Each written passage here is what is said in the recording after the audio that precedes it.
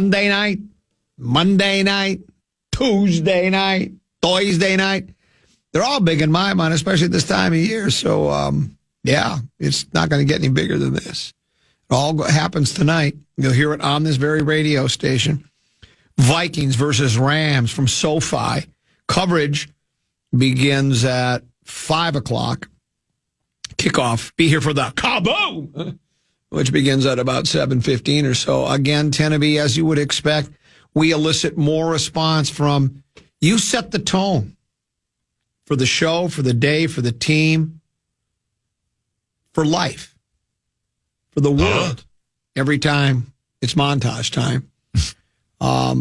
I said this to you in the talkback as you were playing the why would anybody aspire to be the common man, the average?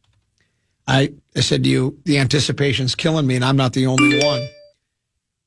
From the 763, I'm on the edge of my seat waiting to hear what song we're going with for the montage. I was the same way. What was it going to be? There's a lot of different options. A lot of options out there. A lot of different songs we could play. This one, Goosebumps.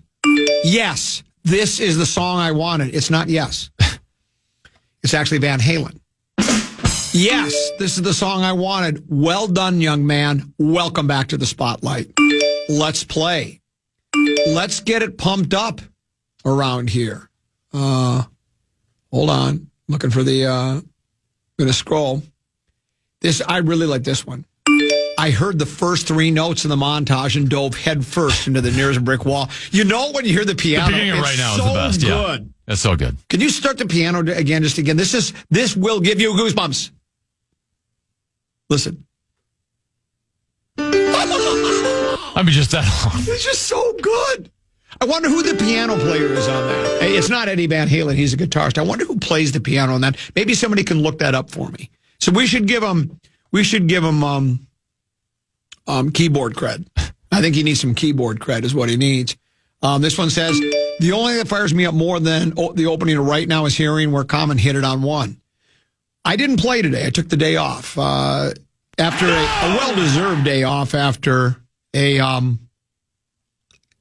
let it all hang out at the Chart House last night, Tennessee. And I left it all out on the stage. I will say this. I think Meat Sauce cheated me out of $10. Well, we were selling T-shirts and books at breakneck speeds. The people they were flying off the shelves before the show started. And so we're selling them for cash or on credit. I'm running the credit card through my phone. I got one of those square things. T-shirts are selling for, you ready for this? Now don't laugh. $30. I said, don't laugh. $30. I didn't realize it was the KFAN at the State Fair prices. It's KFAN at the State Fair. We learn from the best.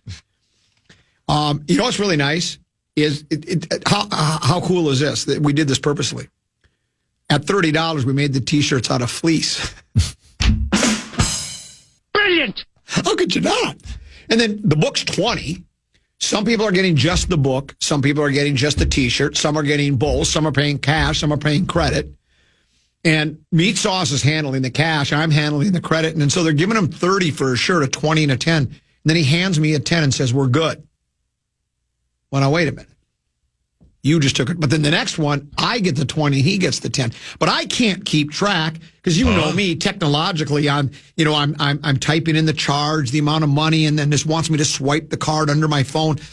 And one didn't work. I think it was because it was an American Express. Don't leave home without it. I don't know. I would have thought Square would take any. You would think, but it would not take the American Express. It took every other one. Don't leave home without it. And she should have left home without it. And here's the deal. I think he cheated me out of $10 last night. And that's not good when you're getting outsmarted by Meat Sauce. Well, that's it. Well, he knows it because he knows I'm a high school dropout. He's a quick change artist is what he is. It's sleight of hand. So I'm bitter with Meat Sauce right now. But we had a great time last night at the Chart House as we opened up to a sellout crowd. To a three-quarter. I bet there ended up being 90 people there.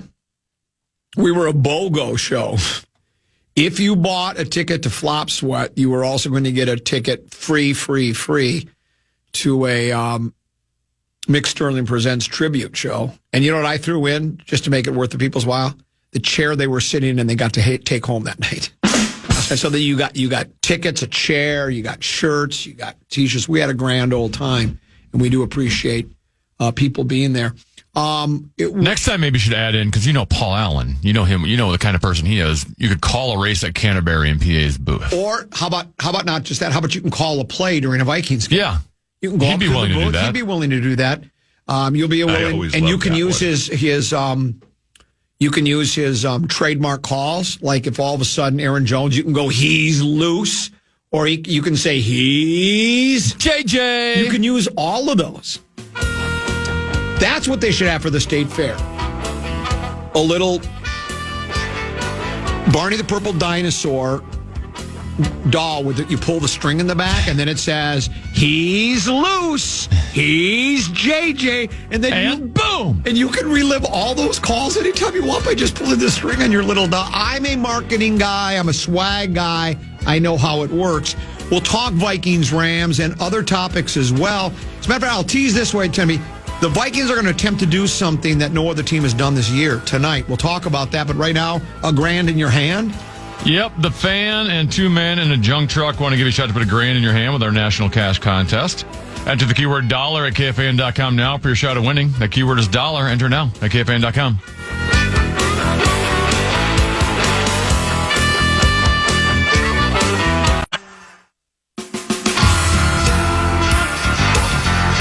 Inflation Vacation is back on KFAN. We have 9 chances for you to win $1,000 every weekday. That's every hour from 9 a.m. until 5 p.m. To enter the keywords and learn more, head to KFAN.com. Inflation Vacation is powered by two men and a junk truck.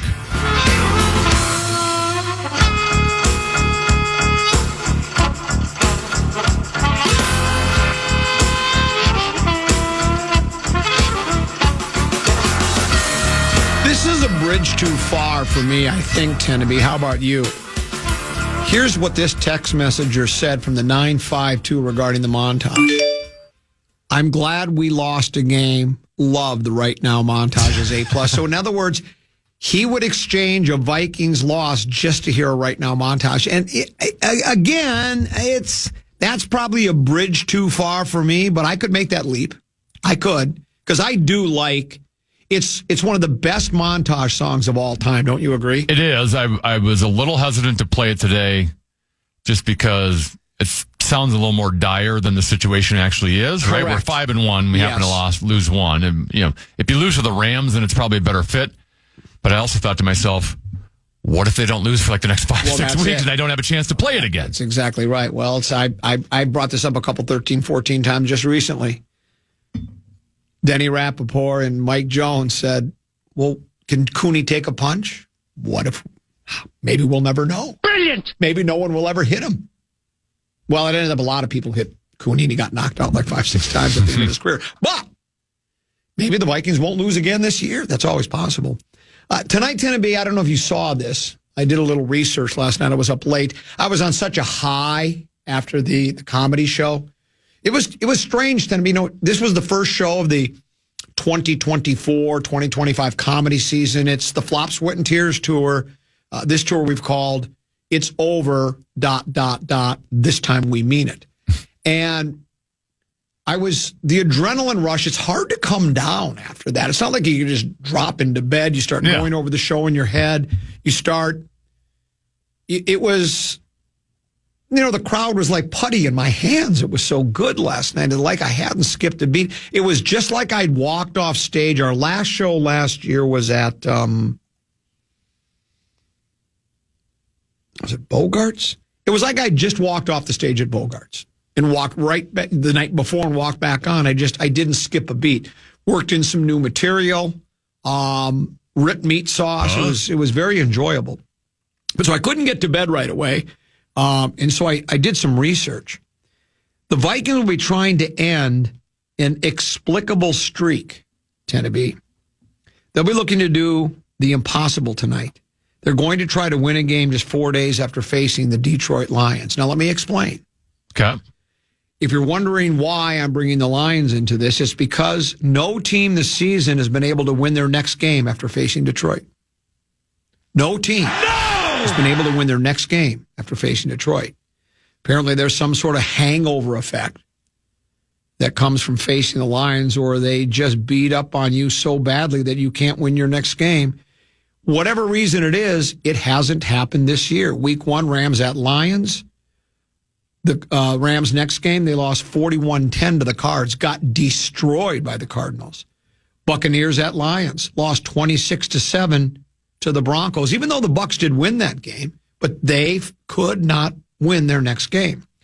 Week 3, Lions at Cards. Lions win. Cards lose 42-14 to the Commanders in a game where they were favored by 3.5 points. By the way, Tampa lost 26-7 against the Broncos. That was a game Tampa Bay was favored by 6. Week 4, Seahawks at Lions lost 29-20 to the Giants in a game where Seattle was favored by 7. Lions had a bye week 5. Week 6, Lions at Cowboys. Cowboys had a bye in week 7. They'll voice the 49ers in week 8. So here we are, Tenneby. No one's been able to beat the Lions.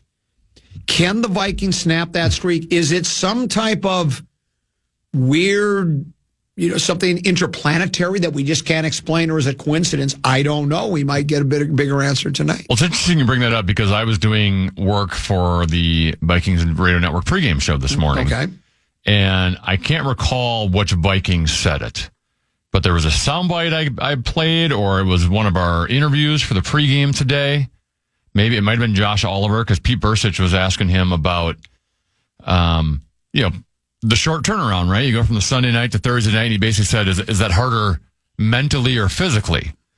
And I believe it's Josh Oliver, and I think he's paraphrasing here, but he made the comment of, well, it's both. It's taxing mentally and physically, but maybe even more so physically than normal, just because we just played a very physical game. Yes. So what you've just been talking about, Detroit, because they like to, bite kneecaps and take you out physically, and especially on the offensive side of the ball, right? They're going to pound and pound and pound you.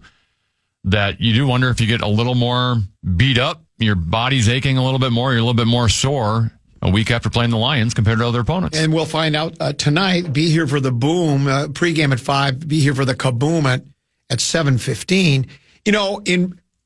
Again, I was talking to some of the sales kids out in the I love to get them going. I came in, I said, big one tonight. I try, then I talk about how the Lions, the game wasn't as close as the score. Just trying to get the kids, because they're all really diehard Viking fans and they love their club. There's a lot of rubidity going on over there, and we started talking about numbers and stats and stuff, and that's when I had to explain the esoteric approach that I am more of an eye test kind of a guy. Then I gave him the bit I do about how I judge a quarterback, not by, his QBR, whatever, quarterback rating, or touchdown to interception ratio, or yards per pass play. It's when you're down 6 with 1:12 to go, one timeout, you're on your own 10 and you're on the road.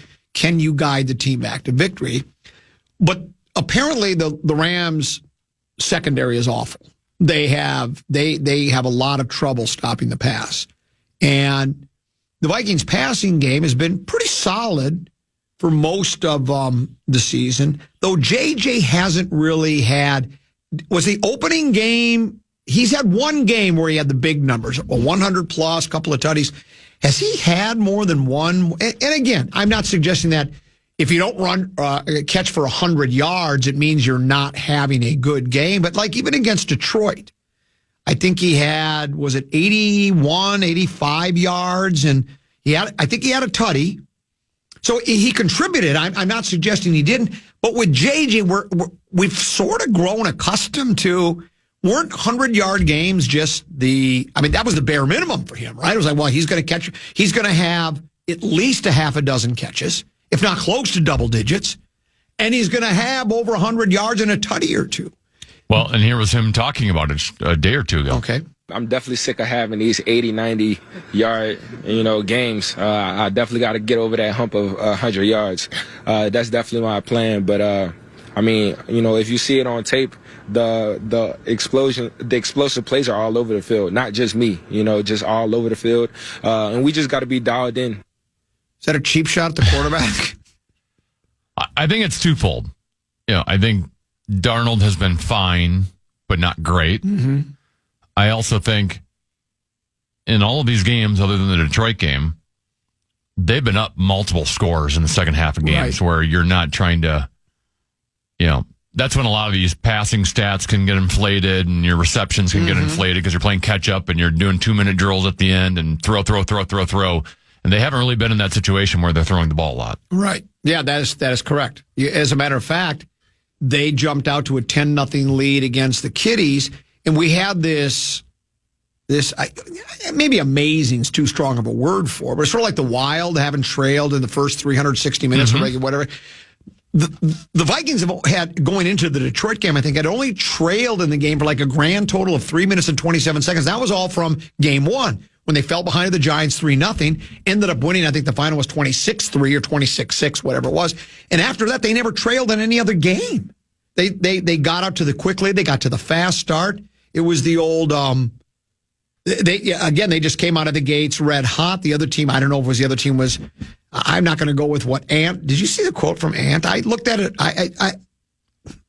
I shouldn't admit this working at the All Sports radio station, but sometimes I just skim the sports page. But I saw the quote from Ant about the season opener, and I kind of roll my eyes, shrug my shoulders, and shake my head. As a matter of fact, I want to look at that quote. I want to talk more about it. In other words, I think the Vikings, if JJ's looking for that plus 100-yard game, I think tonight would be the night it could start, as Rod Stewart once sung, because the Rams doesn't mean the Rams defense all of a sudden can't become shut down. You hear me say that all the time. Just because it hasn't happened to this point doesn't mean it can't the following week or the following game or whatever the case may be. But I would think tonight would be a game in which the Vikings could really get the pass game going and get JJ more involved. We'll take a break. We'll come back with more. Mark Rosen will join us from Los Angeles. He's coming on for an early segment at 2:15. Then we'll be joined by my firstborn Deuce, who I created from my loins. Oh. And that will be for Spread Swing at 2:30. Back after this here on The Fan.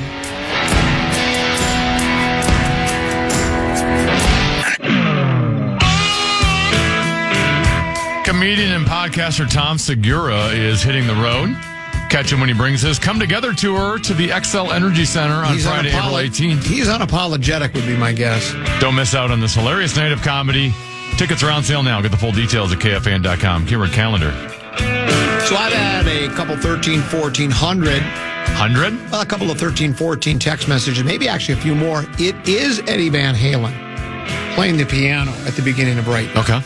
They said that he also plays a keyboard piece on the song Jump. So Eddie does it all, or did it all. I think he's passed away. But Eddie could play. He could play the guitar like a ringing a bell. He got his money for nothing and his chicks for free. You know, we had talked earlier, Tenneby, about as part of our one of our giveaways, we'd like to. We thought Paul Allen would let you call a race at Canterbury, maybe join him in the booth for a Vikings game, and you get to do a call of maybe he's loose. Or he's JJ. How about this? For me, if I had a choice to call any play I wanted, it would be to step on a touchdown call. That's what I'd like to do. I'd like to do the Pete Vercich part. I would love to step on. I always love that on a PA touchdown call. It'd be so much. He's fun. been stepping on a lot more this year. Yeah, he's really improved his stepping on game. This text message. This listener sent this text message to me. It says, calling to play for and with PA would be a life-changing experience. I always love that one. If you had a choice, Tenneby, call a play in the booth with PA or announce the Vikings' fourth-round draft pick, which one would you call want? the play. I think call the play. Yeah. The draft pick's life-changing. But then it involves a lot. You got to travel to New York or wherever the draft is. You just go down to U.S. Bank and sit in the booth with PA and Rosen's in there, and hockey, and meat sauce, and Abbott, and everybody's there. It's just fun, you know. So that's a pretty good deal. Wolves lost to the Los Angeles basketball Lakers. Yeah. And the season opener. When is their next game? Is it tonight? You won't hear it on this. You won't hear it on this radio station. No, you'll hear it on the Wolves channel on the iHeartRadio app. That is correct, because we will be doing Viking stuff, but. They just didn't play very well. Street clothes. Well, I talked to Barrero about it. Maybe he shouldn't be street clothes. I'm not paying as close to the NBA in general the LA Lakers and street clothes specifically, he played like 78 games last year. Oh, really? So apparently The nickname has finally irritated him. Yeah, maybe that's what it is. He decided not to take load management days and not to, if he sprains a pinky, he's not going to play. Apparently he's decided he's going to play. But he was a beast. He basically dominated the game. Nobody could stop him. Rudy Gobert couldn't stop him. Naz Reid couldn't stop him. Julius Randle couldn't stop him. Your mama couldn't stop him. Your daddy couldn't stop him. The police couldn't stop him. And after the game, there's always the quotes, the players, the coaches, what went right, what went wrong. And I just find it's like you have two players playing the same game, and they have complete opposite opinions of what happened. Here's what Randall said. We were just stagnant. We were all out there playing hard, trying to do a little too much.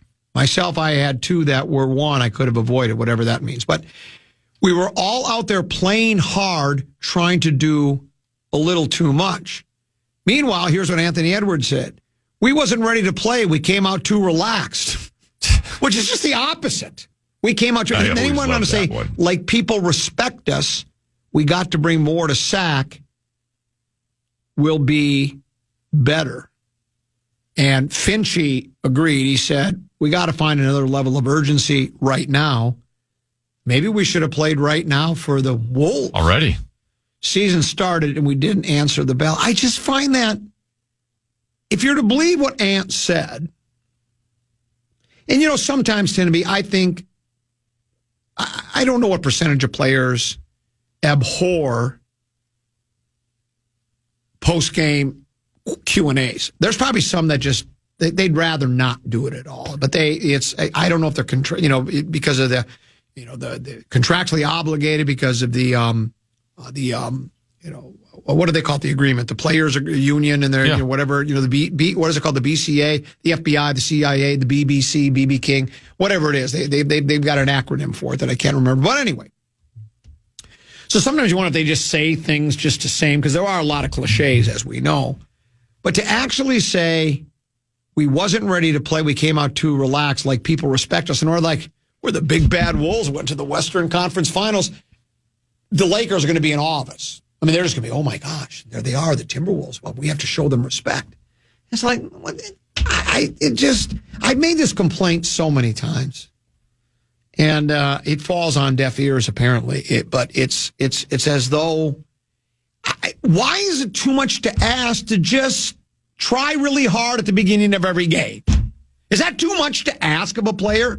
How is your mentality where you come out too relaxed? Haven't you been playing ball forever? So who would come out too relaxed to play? I mean, I guess you don't want to come out like every game is Game 7 of the NBA Finals, which, of course, we wouldn't know what that's like.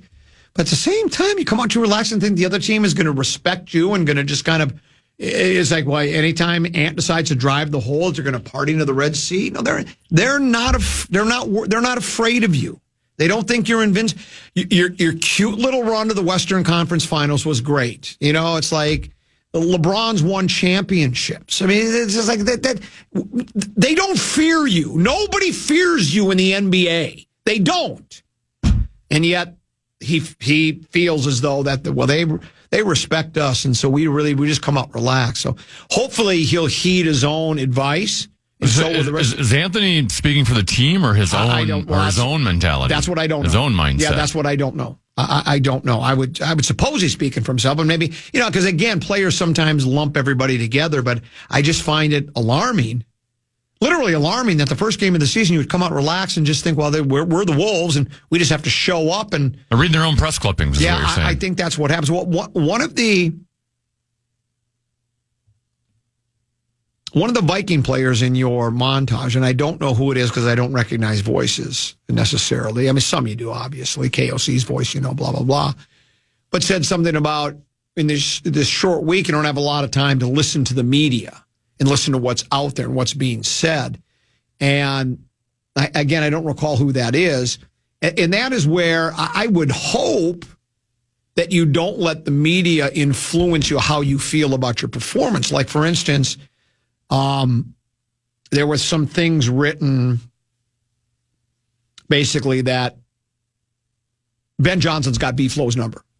Do the Vikings have a Lions problem? That's basically because the Lions have, what is that now, 4 in a row they've won over the Vikings, I think, and B-Flow's defense hasn't been that great. It's like, do they have a Lions problem? So now I would hope B-Flow is looking at that and goes, oh my gosh, just seeing the Lions uniform, I've got no chance. When they're on the schedule, I'm done. I would hope they don't think that way, but maybe there are players that are influenced by what the media says. I do think there are players. I mean, we still have the classic soundbite. I don't know if it's quite as famous as Rosen's picture of him at 11 years old in the stands at Metropolitan Stadium during the 65 World Series, because just ask Mark, it's a famous photo. But with AJ, it involves Rosen. It's the famous soundbite we have where after the Twins clinched the division to go to the playoffs, Rosen went to ask him, how you doing? And he says, I just want to say, Dan Cole, you doubted us, and now we're here. It's like, really? You let a media guy get in your head that much? You should probably blow that stuff off. But hopefully they'll come out with a concerted effort tonight against SAC.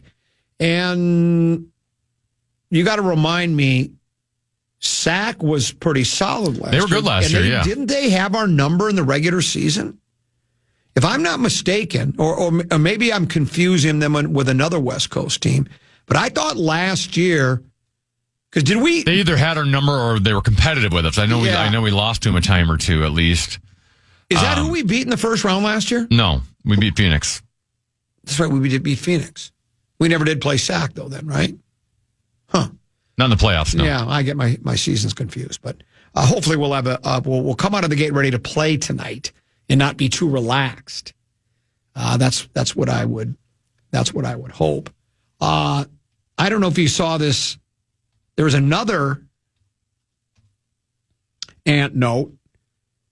Did you see that Derrick Henry had to respond to what? Yes. What Ant? This is so good. I just love this. Now, this is the stuff I like about Ant. I mean, I think he's delusional as well. Well, maybe not delusional. He's a big, strong, tough kid.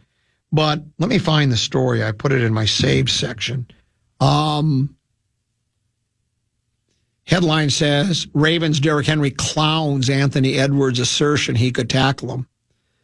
Story reads as follows. It says, Timberwolves star Anthony Edwards possesses a large amount of confidence on the basketball court. Now Edwards believes his athletic ability could extend beyond the hardwood. Edwards recently told Minnesota Vikings wideout Justin Jefferson during an ESPN photo shoot he could play in the NFL. In fact, Edwards stated he believes he could tackle Baltimore Ravens running back Derrick Henry on the gridiron. On Wednesday, Henry was asked for his thoughts on if Edwards could actually achieve such a feat. Henry said, I think Anthony Edwards could tackle me? Hell no. Everybody's got an imagination.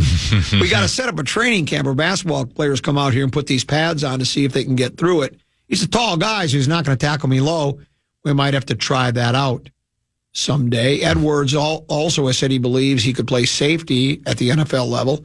In addition, he said he'd be willing to give football a try if he wins an NBA title over the next few years. Edwards said, football players can't go play basketball. No way. I told my buddies, I said, if I win a ring in the next 3 to 4 years, I'm going to go play football. I think he's right that it would be easier for a football player, an athletic football player, or an athletic basketball player. Yeah. Not a bit. The transition of football. Yeah, I think it's going to be a little tougher for a guy like Rudy Gobert, unless he's going to be that specialty position that I created about you're only there on special teams to stand between the holder, the kicker, and the upright. So you're right there and you stretch up with your wingspan and block it. But Edwards, he's a hell of an athlete. He's strong and he's tough. And we've seen it, Tim. I think you brought it up. You'll have guys that make the NFL and say, he didn't start playing until his senior year in high school. Usually from a lot of these sports, you have to start at a really young age. You've even had it where there have been basketball players that just jump into football. Because I believe, was it Tony Gonzalez or Antonio Gates or both at the tight end position that were just basketball players like, oh, you're big and strong and athletic. Why don't you try tight end for us? So Hall of Fame careers. I think that's absolutely correct. If you're a Wolves fan, it's kind of you do or you don't. You'd like to get a ring, but if he got a ring this year and said, that's it for me, I'm going to go play football, then we don't have Anthony Edwards, and we don't have Anthony anymore. I guess I don't. What if he's on the Vikings, though? Well, then that would be Then we great. take 'em. Yeah, then we would take them. But I just like Derek. Dion did both. Why can't Anthony? Yeah, I just like where I love Derek's response of everybody's got an imagination. You know, it's similar to, although I think it would be easier for an Edwards to transition to football than Tony Romo to transfer to golf. We've talked about that over and over again. A lot of these former athletes decide they want to maybe move over to golf. That's a much more difficult. Golf's a much more difficult sport to master than football, basketball, baseball, hockey, any of them. It just is. Tennessee, you know, 100%. And you would know because you've had an experience that's not unlike that of a PGA Tour player. Just ask Chart. You shot that 74. My favorite shot of that 74 was when you hit that low ankle high line drive and it skipped up on the green and you made the putt.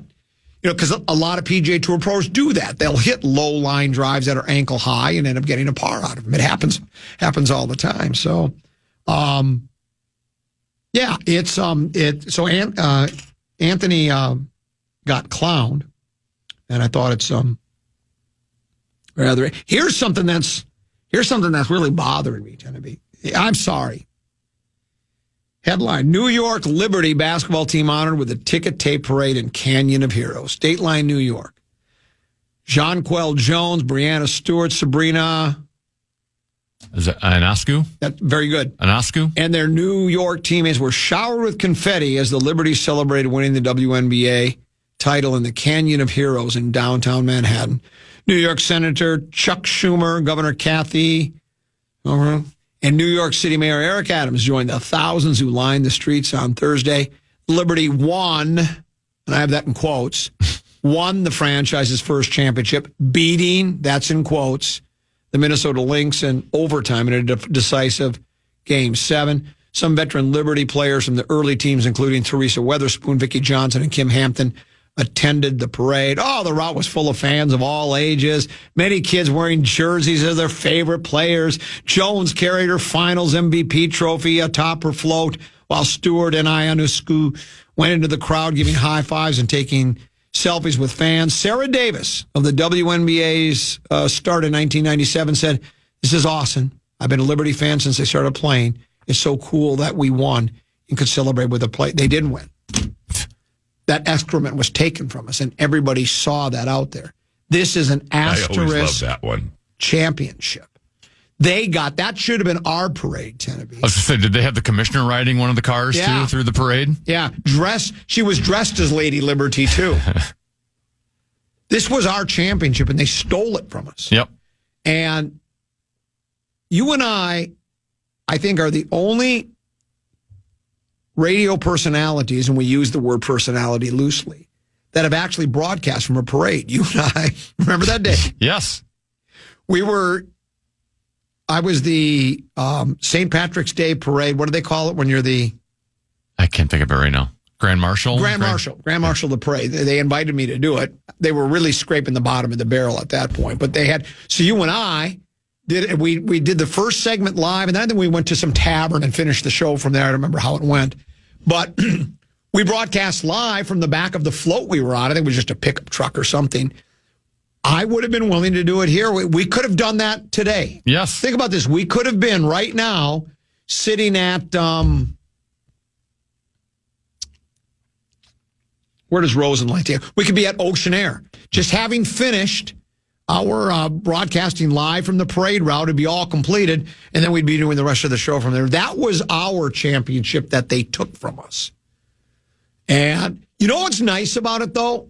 I mean, how long has the WNBA been in the league? 28 years? And whoop-de-doo, you won your first one. Good for you. We've got 4. We have 4. Should have 5. Should have 5.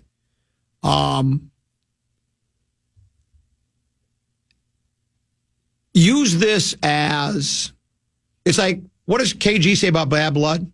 Use it as motivation. You carry it. Yeah, you carry it. Bad blood is bad blood. You use it as motivation.